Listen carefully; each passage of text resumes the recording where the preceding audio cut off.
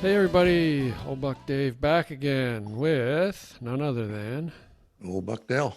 All right, welcome. Good to see you again, dude. The coffee's nice and warm here. I'm drinking a mix today. I'm experimenting. It's half Costa Rican, half Sumatra. So this is, Didn't have enough of either one to make oh, make a full cup. you read my mind. Yeah, Yeah, there's no failure in science, buddy. Just remember that's that. right. That's right. Yeah. Well, anyway, I thought we'd start off with this short Ukraine update here. We've gotten lots of positive feedback from our listeners about thanked us for what we've done with respect to making people aware of the situation. Well, really making people aware of where they can donate money to help the Ukrainian people. As we Mm. said early on, we're not going to give you any breaking news that you can't find on all the channels. But I do have a couple things. We have, almost 3 million people have now been left homeless, have left the country, actually, have left the country, excuse me. And, of course, thousands have been killed. Nobody's sure what the exact count is. My wife was talking to her Ukrainian friends last night. They still have family in Ukraine.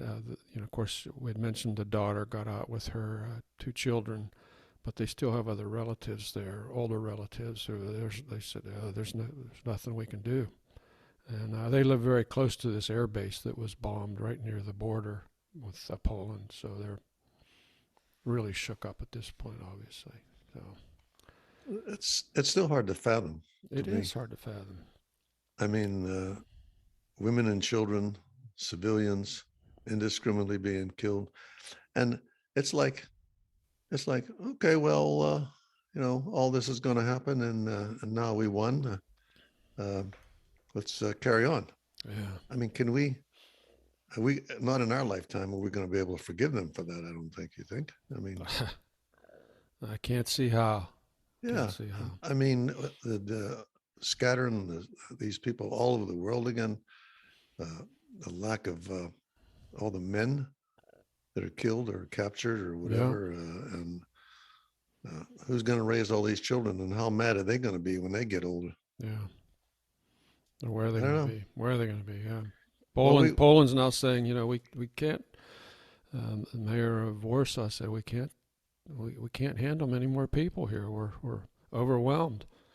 It's like their population has expanded by 20% or something with all the refugees. But well, let me pass something specific along here. This is in a newsletter that my wife gets. This is I'd like to thank David Kotok for this link to an interview by New Yorker journalist Masha Gessen. It's Masha Gessen's 2017 interview on Vladimir Putin. All right, and this is okay. So it's 5 years old, and it's just real scary how totally on the money this 5-year-old assessment was.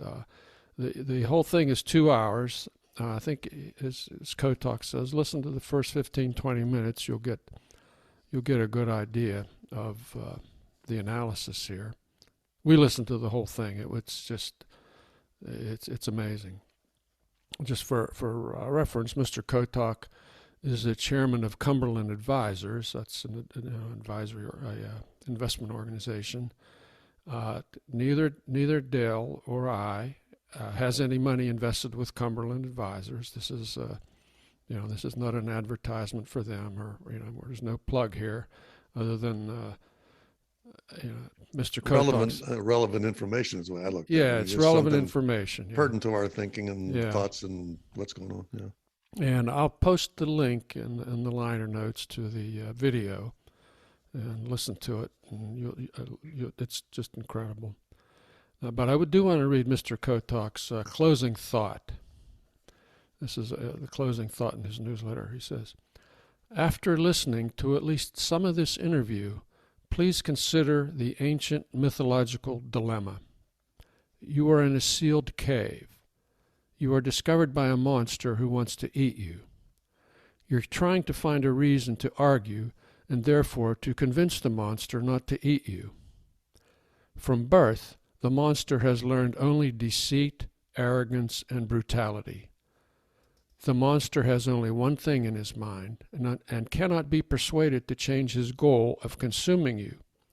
What do? The choice becomes binary: be eaten or find a way to kill the monster. So that's the way David Kotok ended his newsletter. I think it's... So he was using that as a bit of an analogy. Yep. Serious food for thought here, folks. I don't know what the answer is. A lot of people way beyond our pay grades here trying to figure this out. Let's hope we get it right. But it's looking dimmer and dimmer every day, isn't it? We've posted the charities that you can contribute to in the past. I'm not going to post them again. You know, all the big names are out there doing something. You can go on Charity Navigator if you like, plug in the names of different charities and find out how much of their money actually goes to charity and how much of it is administrative. So that's just passing that along. I think that's all we'll say about Ukraine today. Otherwise, we could never stop talking. We could fill up hours. But I do know. Speaking of pain, it's tax season again. And have you ever called the IRS? I did when several years ago they stole my my private information from the company I worked with. I did try to get through them there, and I realized how difficult that was. Yeah, I was talking. Are you trying to do that? You're not trying to do that. Not anymore, baby. I was talking to my the guy that does my tax form, and he said, well, first of all, in sympathy, he says, look, they're down 20,000 people. They've got 20,000 fewer people than they had 10 years ago. So good luck trying to get an actual person. He said there's an actual thing. The IRS uses what they call a courtesy disconnect to hang up on callers when the waits get too long. Yeah, courtesy. It's an official term that the IRS uses. Courtesy disconnect. It's like if you're sitting, you're on hold for 2 hours, they will automatically disconnect you, and they figure they're doing you a service because. Indeed, they are. Indeed, they are. Yeah. Yeah. After that, you know that you're not going to get through to them. But one time I did manage to stand in line. I remember going to a local IRS branch just to clarify something.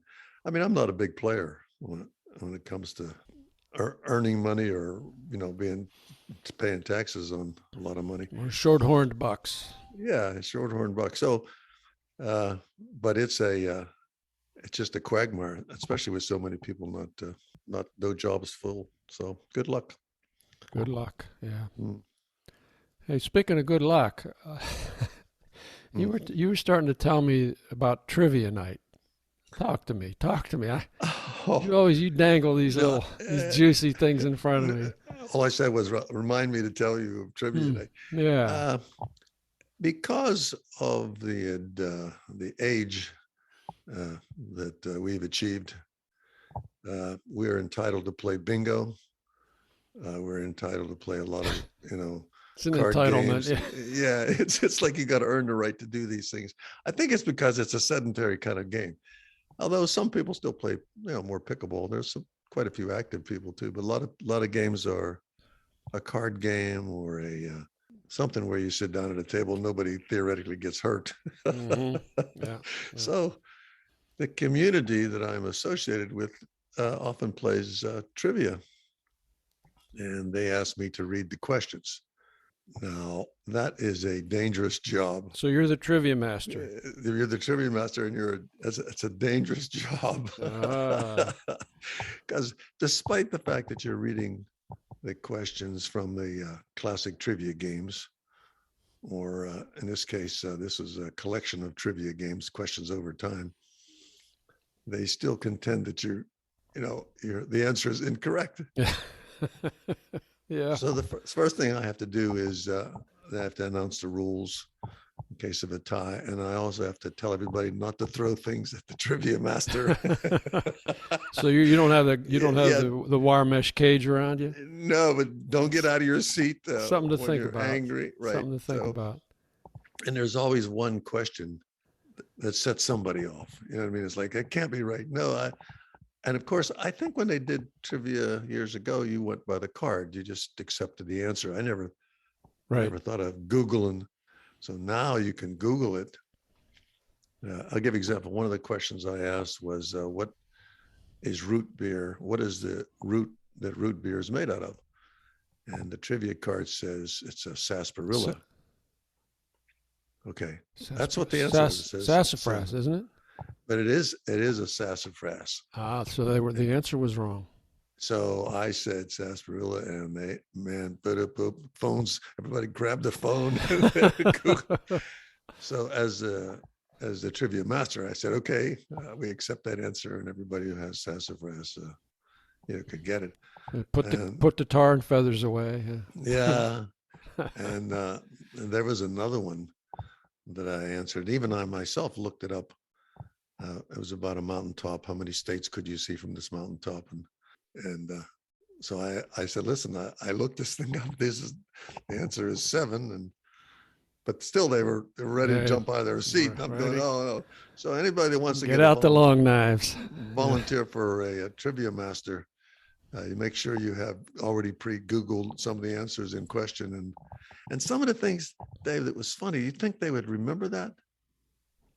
I said the question was, what, Boeing made an airplane, what was like its first successful commercial jetliner.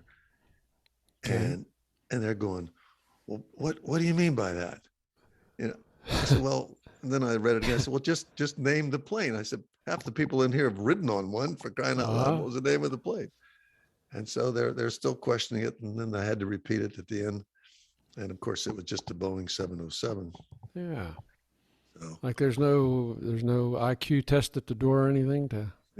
No, but it is interesting. Yeah, that's fun. It's fun. Anybody our age who does that, they might have run into those things, especially if you're volunteering to be a leader, maybe the bingo caller or whatever it may be. Mm-hmm. They always have to have somebody do that. And so they might run into those situations out there if they do that. If you're under 50, you probably don't have a clue what I'm talking about. So. Haven't been around long enough to know all the answers too. Yeah, that's true. That's true. A lot of stuff we've lived through it. Yeah, you actually lived through those questions. So that's my trivia. Oh, you got your trivia night story. That's a good one. I've got a trivia story. It just flashed into my mind in here. This was traveling on work, on business. I was in a little town in I think it was Henderson, North Carolina. Let's put it right out there on the map. And another fellow and I were traveling, doing some work in the plant. And, what do you do in a small town at night? Well, there's a bar. Oh, they have trivia night. So we went in. So, of course, everybody else in the bar knows each other. We're the two outsiders here. And so all the teams have formed, and there's 5, 6, 8 people, whatever there are in a team. Mm-hmm. And there's 2 of us. And my buddy, Joe is the other guy, Old Buck Joe, and he says, come on, we can do this. So anyway, we were a 2-person team, and we won trivia night. Basically, Joe won because he knows everything, all right? I might have gotten 1 or 2. That guy was incredible. He knew so much trivia. He knew good stuff too. I always know the answer after I hear the answer. I always go, oh yeah. Oh yeah. Oh yeah. It's just, who was that guy? Mm-hmm. Oh yeah, it was, of course, Jack Lemmon. You come up with the answer. You think, then when you hear the answer, everybody, there's always a room. The room goes, because we all lived through it. I knew that. Yeah. We all saw the movie. We just couldn't think it. We can't remember the name anymore. So yeah. I think Joe said he used to memorize everything to music. Okay, a guy could remember every music lyric that he ever heard. Really? Yeah, he was incredible. All the old songs. His brother once told him, he said, if you could be a spy and we could give you any kind of information that we wanted to pass along, all we had to do was put it into a song. You'd remember it. We wouldn't have to write it down anywhere. Yeah, the submarines are located. Yeah. Hey, Dave, there was a question. One question was, what was the first word of Mel Torme's version of the Christmas song? Ooh, the first word. Yeah, the first word. And if you think about the song, it's chestnuts roasting, chestnuts. Chestnuts. Yeah, chestnuts roasting by an open fire. Okay. And that just came right to me. But a lot of people just don't think of that. You know, I mean, everybody's trying to hum. They're trying to hum the songs out there. I thought I'm thinking Jingle Bells. Nope. Chestnuts roasting by an open fire. So it was fun. It's a lot of laughs. It does give people an out. Usually play that local, so it's saves you from driving. And you meet some new friends. Yeah, it's fun. Hey, I got a trivia question for you. Mm-hmm. Who's back? Oh, who's back? I remember when Steve Allen was back. That's many years ago. That's trivia. And you want a hint? I can give you a hint. I think his name is Tom. Tom. It is Tom. Who'd have thunk it? Brady's back. Yeah, just announced he's coming out of retirement. Out of short retirement, I guess. Isn't that something? I have some thoughts on that. Well, you want to hear what I think about that? Think them out loud, buddy. Think them out loud. Do you know, to me, he left on the high note. He left on a high note. He had he had set all kind of records. He didn't really add, I think the records are so far ahead, it'd be hard for anybody to catch up with it. Who's going to play to their 44? Yeah. So he didn't get hurt and he didn't look like a fool. But I think when you come back like this, then there's something changes. Then he's not quite the same guy. Then somebody hits him, you know what I mean? And he can't quite throw like he used to, and then they start second guessing. Oh, they're nothing but Tom is this and Tom is that. If he'd have stayed in the sound booth or on the sidelines or wherever he went, I think he's making a mistake. That's my thoughts. All right, write that down. I'm going on. Bill thinks Brady is making. I'll tell you who made a mistake. You want to know who made a mistake? Made a mistake. There's another guy who made a mistake. A guy paid $250,000 for the football that Brady threw for his final touch. The final touchdown. The final touchdown ball. 2 hours later, Brady announces he's coming out of retirement. That's so it'll be next to the 35th touchdown ball. Yeah, or just a touchdown ball. I don't know. I'm not interested in that kind of memorabilia. I wouldn't pay. Hey, are you interested in March Madness? It's going to be starting again any day now. I do like to watch March Madness. So get down to the 16 or something like that. I started to watch those games. We talked about that, I think, a long time ago. Last year around March. This is my annual sleep deprivation cycle here. Stay up late to watch these games. Yeah. I mean, some of them are fantastic games too. They are. I think if somebody videotaped the last 2 minutes of every close game and put it together, that'd be a heck of a show. I was watching Purdue and Iowa yesterday, a little bit. It was on television, and what sometimes amazes me, and of course the camera angle doesn't give you a true picture of just how tall, how big those guys are. Yeah, how big those guys are. If we could find somebody who over 5'11", to be a point guard, we thought we had somebody, but those guys in the front are like 6'3". Yeah, those are the little guys. Those are the little guys. 6'7". That's 6'9". The point guard. Yeah. Yes. Unbelievable. It is unbelievable. And shooting those balls from way out there. I mean, those 3-pointers that are way beyond the circle. I would have had to throw it like a baseball to get it up, get it that far in. So it'll be good to watch. We'll see how it goes. Any predictions? I I predict there are going to be a lot of good games. I really, I don't follow the teams, so I don't know. I know there's always going to be some upsets. Here's Gonzaga is probably the number one ranked now.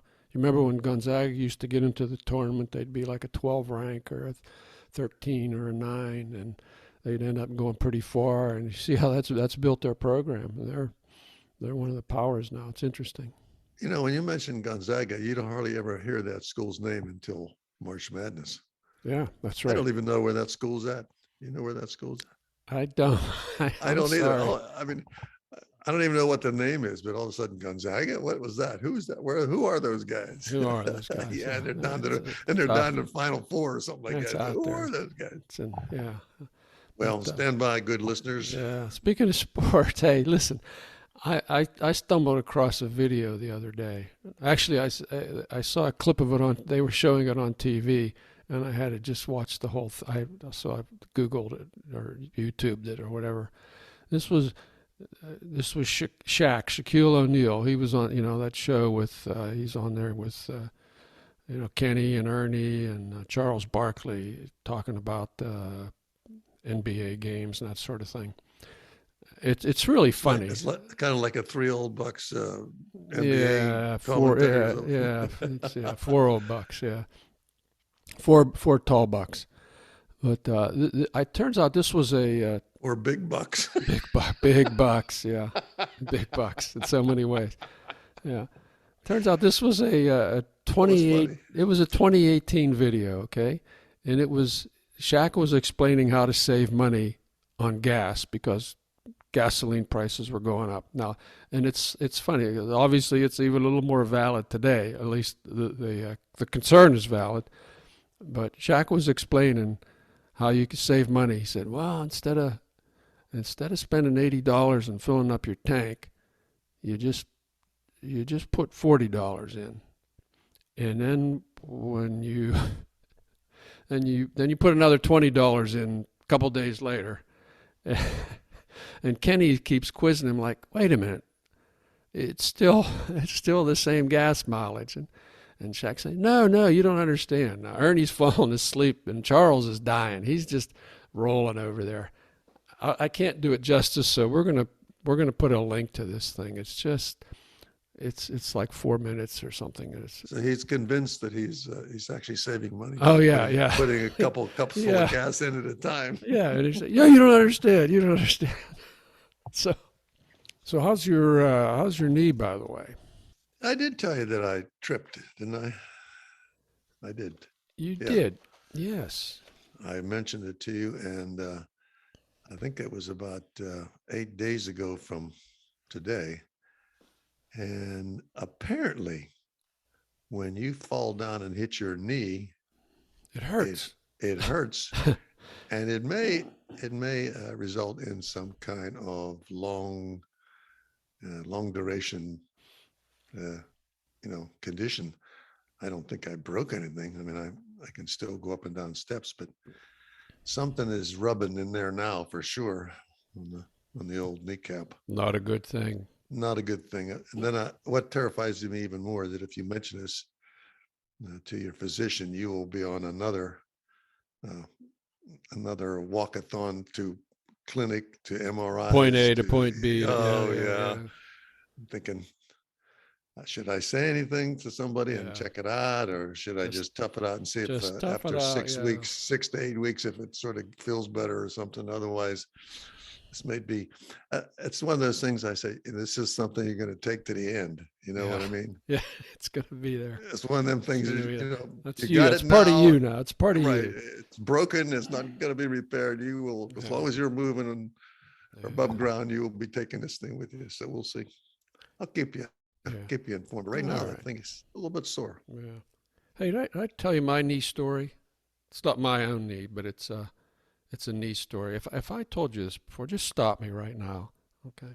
This happened I don't know, probably 10 years or so ago, maybe more, when a friend and I were hiking the Laurel Ridge Trail across southwestern Pennsylvania.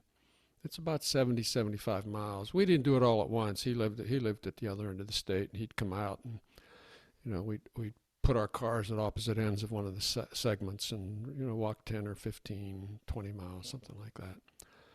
So we were getting pretty proud of ourselves. We're killing this thing. And the one day we were on a segment that went over the Seven Springs Ski Resort. All right, so it was a uphill, downhill section. In Pennsylvania. Pennsylvania, yeah. Yeah. And there happened to be, excuse me, one of these ultra marathon runs going on at the same time in the opposite direction. We saw these people running past us. We said, "Oh yeah, it's a 75-mile run. We're running the whole trail. They're going to run the whole trail in a day, okay, or however long it takes." Yeah, crazy people, brain damage.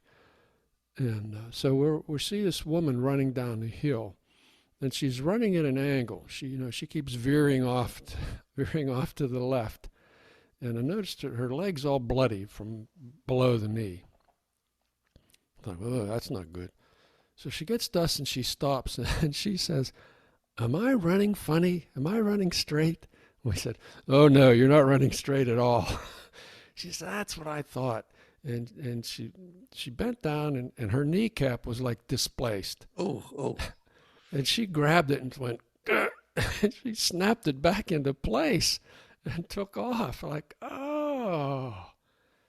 Now that hurt right there. I'm rubbing my knee as you speak. That's a tough dude right there. That's off to her. Gosh, I could never do that. Well, I don't know how these things happen to me. That's what surprised me most of all. Yeah. Anything. Am I going to get old enough to start tripping and falling? Nah, that won't happen to me. Yeah. And they have, life is full of those big cement obstacles they put in parking lots to keep cars from running into each other, or those curbers. Those are the most treacherous of all. Yeah, geez. Yeah, that you get that annual wellness exam. One of the questions is, have you fallen in the past year? Yeah. Of course I've fallen. Who hasn't fallen? Yeah, this time I'm going to admit it. If they ask me that, I say, yes, I did fall. I said to my doctor, I said, does off of a bike count, or is it just when you're on your feet? When I say that, Dave, I think I'll have to preface it and say, but it wasn't my fault. I had no idea that there was a sharp drop off in the curve. Yeah. I mean, it's like, it has nothing to do with my ability to walk correctly. There's a lot of hazards out there, and I didn't judge the depth of the of this or that or something. It's called getting old. I'll let you know how that works out. How many what he recommends. So okay. Hey, in the meantime, is it time? Hey, yeah, I'd like to remind people that they can subscribe to Two Old Bucks podcast. Go on your look at the purple dot on your the purple icon on your iPhone and just hit there and key in Two Old Bucks. The same thing works on the Google phones, the Android phones, and of course you can find us on Google. You can find us on Spotify. You can find us on Stitcher. And a couple other places probably that I can't remember. As long as they don't find us in the obituary. Oh, jeez. Speaking of the end, I think we've gotten to the end here. We've kind of run out of things to. Hey, anybody's got any comments? I would encourage them to keep writing to Bucks2Old. Bucks2old@gmail.com. Yeah, please do. So. And with that, I say this is Old Buck Del saying goodbye. And this is Old Buck Dave saying the same thing. Long live Ukraine.